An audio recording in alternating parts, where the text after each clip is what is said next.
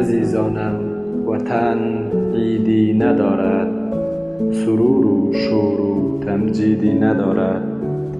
خوشی و راحتیش کوچیده یک سر، دیگر باغش گل و بیدی ندارد.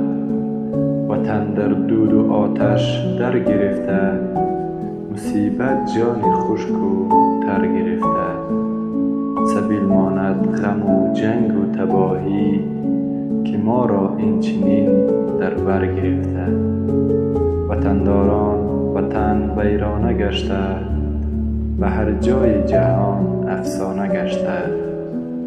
سراسر ملتی بیچاره اکنون، تماما مرد و زن دیوانه گشته. تماما مرد و زن دیوانه گشته.